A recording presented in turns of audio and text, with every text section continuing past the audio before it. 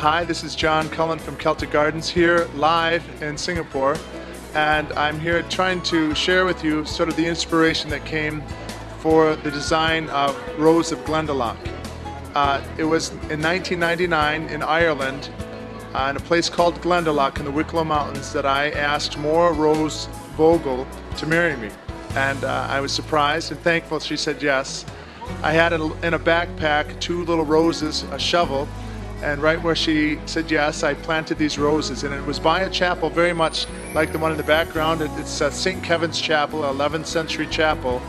And our love and developed from that point, and we're very happily married. And I take as an inspiration Glendalough and St. Kevin's Chapel as a source of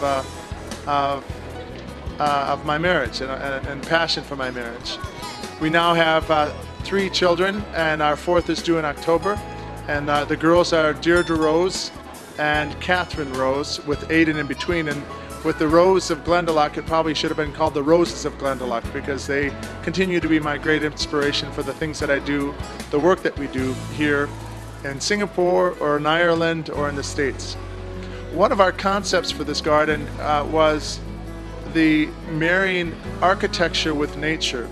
And in a way that here what we're showing is something very neglected, an old derelict chapel built maybe in the 18th century, or excuse me, the 11th century, and it's teetering on the brink of being lost. Little by little, nature creeps over and actually takes what man has made, our concept being God makes man shapes, but later nature retakes. It has a way to take what man has built and encompassing it into making it part of its own.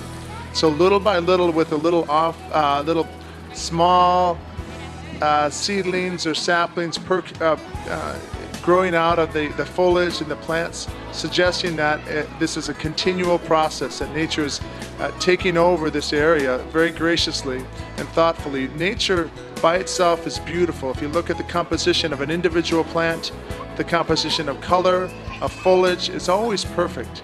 And so our thought was to take nature and allow it to be presented here in a way that was natural, as if it had grown in by itself. Man's hands and labored from Bangladesh to China to Singapore, from the States, together collaborated to make this garden try to appear as if it had occurred naturally.